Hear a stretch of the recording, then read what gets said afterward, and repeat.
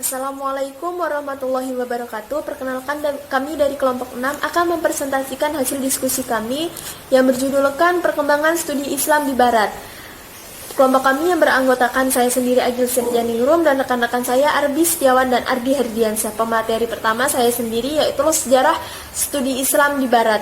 Kemajuan peradaban Barat dimulai pada periode pertengahan pada tahun 1250 sampai 1800 Masehi, yang mana peradaban Islam pada periode ini mengalami stagnasi, sedangkan peradaban Barat mengalami perkembangan yang sangat pesat dari ilmu pengetahuan dan teknologi sampai sekarang ini.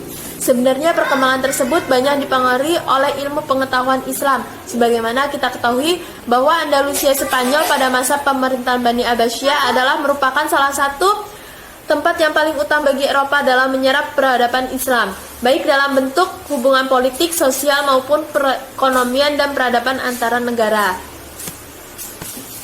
Berkembangnya studi Islam di dunia Barat adalah disebabkan oleh pelajar Barat yang datang ke Jazirah Arabia untuk belajar. Di samping itu juga mereka telah berhasil menerjemahkan karya-karya ilmuwan Muslim dalam bahasa Latin. Gerakan ini pada akhirnya menimbulkan masa pencerahan dan revolusi industri yang menyebabkan Eropa maju. Dengan demikian, Andalusia merupakan sumber-sumber cahaya bagi Eropa, memberikan kepada benua itu manfaat dari ilmu budaya Islam selama hampir 3 abad. Yang kedua adalah Islam sebagai sains di dunia Barat. Pada masa studi Islam dan sains Islam, ada perbedaan dan persamaan studi dan sains adalah sama-sama objek kajian, adalah ilmu pengetahuan agama, sedangkan perbedaannya studi Islam adalah satu ilmuwan pengetahuan yang dirumuskan dari ajaran Islam yang dipraktekkan dalam sejarah dan kehidupan manusia, sedangkan sains Islam adalah suatu ilmuwan pengetahuan yang mencakup berbagai pengetahuan modern seperti kedokteran, astronomi, matematika, fisika, dan berbagainya yang dibangun atas arahan nilai-nilai Islam. Dan sains Islam sebagai dikemukakan Hussein Nars adalah sains yang dikembangkan oleh kaum muslimin sejak abad Islam kedua, yang keadaannya sudah tentu merupakan salah satu pencapaian besar dalam peradaban Islam. Selama kurang lebih 700 tahun sejak abad kedua hingga ke-9 Masehi, peradaban Islam mungkin merupakan peradaban yang paling produktif dibandingkan peradaban maupun jual. Dari sains Islam inilah membuat orang Barat tertarik untuk mempelajari ilmu pengetahuan Islam yang sampai terkenal di Eropa.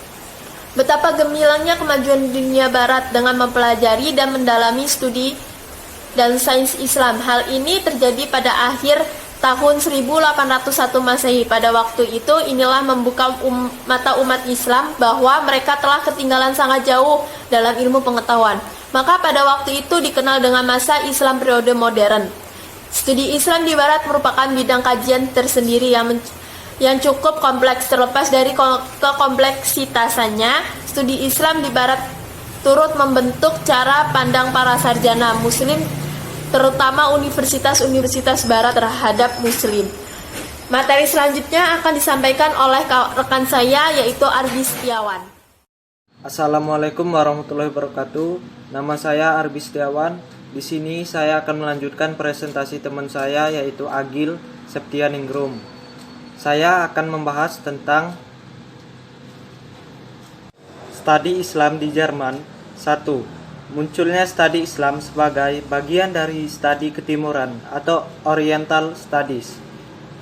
Setelah studi klasik meluas di Eropa pada abad ke-16, studi Islam di negara-negara Barat manapun dalam bagian tertentu dapat dibedakan sebagai berikut.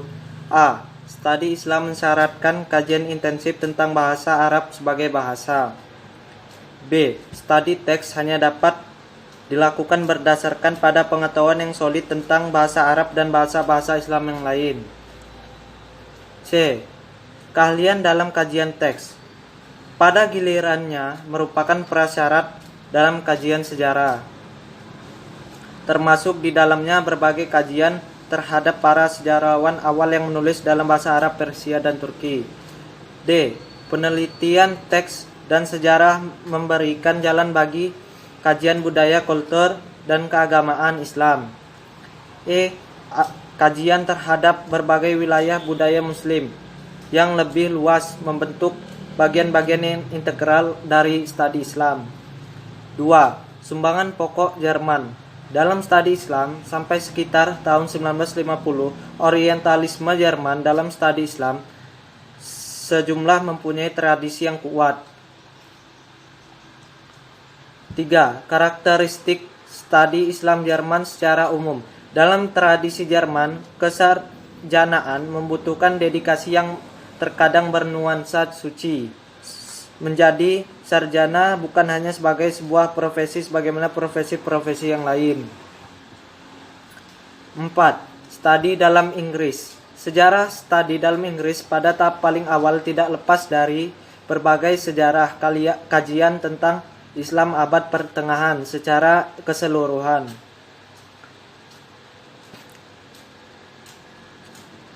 Dampak yang ditimbulkan dari perkembangan studi Islam bagi dunia barat. Setelah studi Islam berkembangan begitu pesatnya di dunia barat, maka mulailah tampak dampak yang ditimbulkan, mulai dari hal yang positif maupun negatif. Dampak positifnya yaitu kehadiran Islam di Eropa Spanyol membawa perubahan dalam berbagai segi kehidupan masyarakat, terutama dalam aspek peradaban dan ilmu pengetahuan dan teknologi.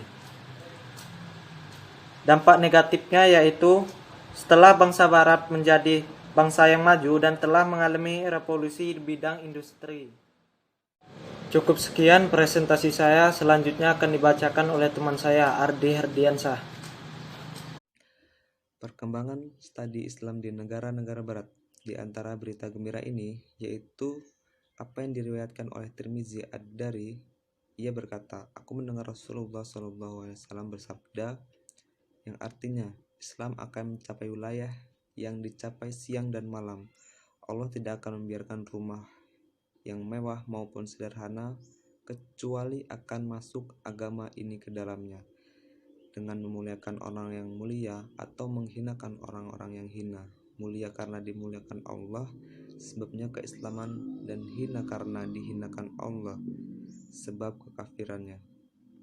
Hadis riwayat Ahmad. Makna sampainya Islam ke daerah disentuhnya siang dan malam, yaitu tersebarnya Islam ke seluruh permukaan bumi, sebagaimana siang dan malam menutupinya, dan masuknya agama ini ke dalam perkotaan maupun perdesaan. Dalam perkembangan studi Islam di negara-negara barat, dalam bagian tertentu dapat dibedakan sebagai berikut. Studi Islam masyarakat, kajian intensif tentang bahasa Arab sebagai bahasa. Di antara pemula pakar bahasa Arab dan Jerman adalah John Jacob Reisig. Kajian-kajian bahasa Arab berkembang secara luas di Eropa sejak permulaan abad ke-19. 2. Studi teks hanya dapat dilakukan berdasarkan pada pengetahuan yang solid tentang bahasa Arab dan bahasa Islam lainnya, seperti bahasa Persia, Turki, Urdu, dan Melayu, termasuk di dalam kritik teks dan sejarah kesastraan. 3. Keahlian dalam kajian teks pada gilirannya merupakan prasyarat dalam kajian sejarah, termasuk di dalamnya berbagai kajian terhadap para sejarawan Muslim. Sebagai besar studi Islam saat ini di negara-negara barat lebih bisa dipahami dengan latar belakang perkembangan historis. Sejarah studi Islam merupakan sebuah kajian tersendiri.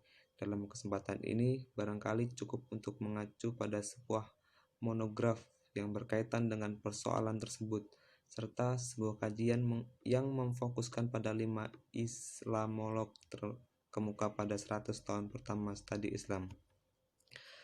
Pusat-pusat kajian di Barat. Gagasan utama dibukanya kajian studi Islam adalah karena banyaknya konflik yang timbul oleh satu agama. Studi Islam di Barat diselenggarakan beberapa negara lain. Kanada. Di Kanada, studi Islam bertujuan pertama menekuni kajian budaya dan peradaban Islam di zaman Nabi Muhammad, sehingga masa kontemporer. Kedua, memahami ajaran Islam dan masyarakat Muslim di seluruh dunia. Ketiga, mempelajari beberapa bahasa Muslim. Amerika Serikat. Di Amerika, studi Islam dibagi menjadi beberapa komponen. Pertama, mengenai doktrin agama Islam termasuk sejarah pemikiran Islam. Kedua, bahasa Arab termasuk teks klasik mengenai sejarah hukum dan lain-lain. Ketiga, bahasa-bahasa non-Arab yang Muslim seperti Turki, Urdu, Persia, dan lainnya sebagai bahasa yang dianggap telah ikut melahirkan kebudayaan Islam. Keempat, ilmu-ilmu sosial bahasa Arab dan sosiologi. Satu agama. Studi Islam di Barat diselenggarakan beberapa negara lain. Kanada. Di Kanada, studi Islam bertujuan pertama menekuni kajian budaya dan peradaban Islam di zaman Nabi Muhammad sehingga masa kontemporer. Kedua, memahami ajaran Islam dan masyarakat Muslim di seluruh dunia. Ketiga, mempelajari beberapa bahasa Muslim. Amerika Serikat. Di Amerika, studi Islam dibagi menjadi beberapa komponen. Pertama, mengenai doktrin agama Islam termasuk sejarah pemikiran Islam. Kedua, bahasa Arab termasuk teks. Terima kasih untuk rekan-rekan saya yang telah menyampaikan materi perkembangan studi Islam di Barat. Jadi kesimpulan dari materi tersebut adalah perkembangan studi Islam di dunia Barat disebabkan oleh adanya kontak langsung antara orang Barat dan orang Islam. Adanya pelajar Barat yang belajar ke dunia Islam dan adanya gerakan penerjemahan kitab. Islam lebih dikenal di dunia Barat sebagai sains daripada studi. Salah satu contoh kemajuan ilmu pengetahuan di dunia Barat adalah adanya ekspedisi Napoleon ke Mesir. Berkembangnya peradaban Barat yang berkembang begitu pesat dimulai sejak periode pertengahan di mana peradaban umat Islam pada saat itu mengalami stagnasi. Dari perkembangan studi Islam yang berkembang di dunia Barat membawa dampak positif dan negatif. Hasil perkembangan studi Islam di dunia Barat membuat para ilmuwan Barat banyak tertarik untuk mengkajinya. Sekian presentasi dari kami, kurang lebihnya kami mohon maaf. Kami akhiri. Wassalamualaikum warahmatullahi wabarakatuh.